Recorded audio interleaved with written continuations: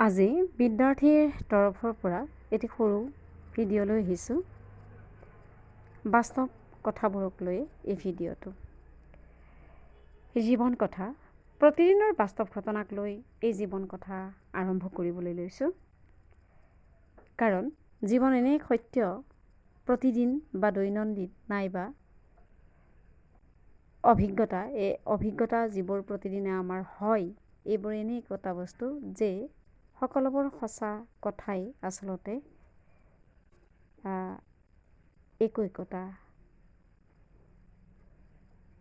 কল্পনাকৃত কাহিনীতকৈ বেছি ভয়াৱহ, বেছি ৰহস্যময়।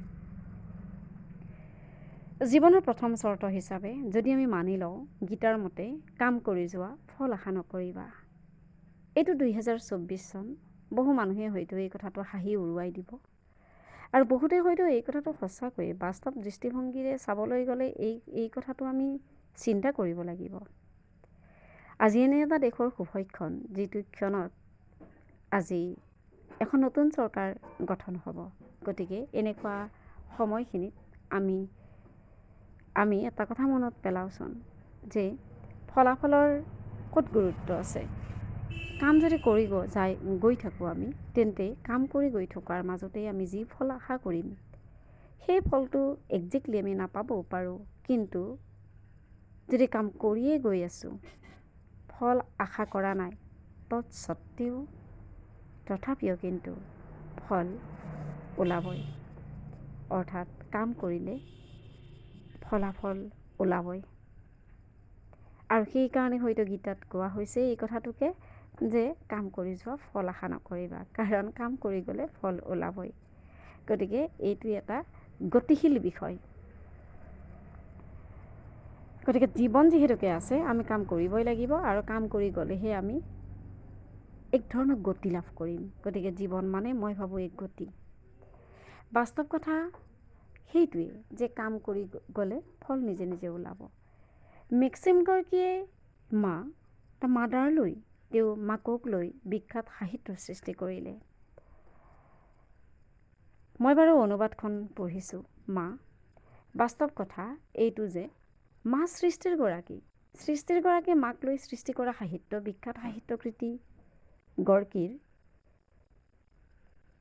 মাখন। গতিকে আমি এই বিখ্যাত কৃতিটো যদি কেতিয়াবা পঢ়া নাই, আমি পঢ়িলে অন্তত মানো কেনে আমি সেইটো গম পাম।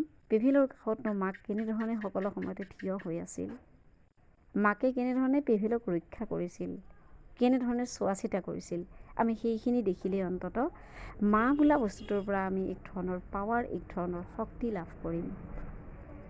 পৃথিৱীৰ প্ৰতিগৰাকী মালৈ এই সময়খিনিত মোৰ শ্ৰদ্ধা মই জ্ঞাপন কৰিছোঁ, কাৰণ মাক হোৱাটো সহজ কথা নহয়। অংকৰ ফৰ্মুলাবোৰ মনত পৰে নিশ্চয়। মই যদিও ফৰ্মুলাৰ কথা নাম ল'লোঁ, আৰু এই অংকৰ ফৰ্মুলা এইটো হৈছে নে নাই, এই ধৰণৰ কথাটো মই ফৰ্মুলাত ল'লে হ'বনে নাই। যেনে মই পুৰণৰ যিটো সংখ্যা, এটা সংখ্যা দিলোঁ যে 2 পূৰণ 2 = 4। গতিকে সময় আগবাঢ়ি গৈ 2024 চন পাইছে, তৎসত্ত্বেও 2 পূৰণ 2 হ'লে 4 হয়, 2 2 গুণ 4। গতিকে এই 2 2 গুণ যে 4, 2024তো ই একেই আছে। অৰ্থাৎ কিছুমান সত্য আছে, কিছুমান বাস্তৱ কথা আছে, কিছুমান সত্য আছে যি সকলো সময়তে আৰু সকলো দিনতে সি সত্য। কিছুমান বস্তু অংকৰ ফৰ্মুলাৰ দৰে, আমাৰ জীৱনৰ ফৰ্মুলাও অংকৰ ফৰ্মুলাৰ দৰে। যেনে দিন গৈ ৰাতি, ৰাতি গৈ দিন। ই এক চায়েন্স নহয়নে?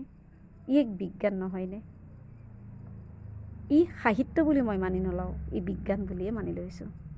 গতিকে কিছুমান এনে সত্য থাকে, এই সত্যক ভেদ কৰি আপুনি আগবাঢ়িব নোৱাৰে। সেইকাৰণে সময়তকৈ হয়তো আগত আমি একো বস্তু নাপাওঁ। জ্ঞানী শত্ৰুও ভাল। বাস্তৱ কথাটো হ'ল তাৰ পৰা অন্তত যদি জ্ঞান আছে সঁচাকৈ কিবা এটা জ্ঞান আপুনি লাভ কৰিবই, কিন্তু তাৰ বিপৰীতে যদি আমি কেতিয়াবা সেই ধৰণৰ সংগ নাপায়, তাৰ ওলোটাটো হয়গৈ, তেতিয়া আপুনি একো নিশিকে, বৰং নিজৰ থকাখিনিও আপোনাৰ নাইকিয়া হ'ব। গতিকে জ্ঞানী শত্ৰুও বহু সময়ত ভাল, আৰু সেই কথাটো আমি মন কৰিব লাগে। ধন্যবাদ। মোৰ এই ভিডিঅ'টো চাই কেনে পায়, শুনি কেনে পায় আপোনালোকে জনাব।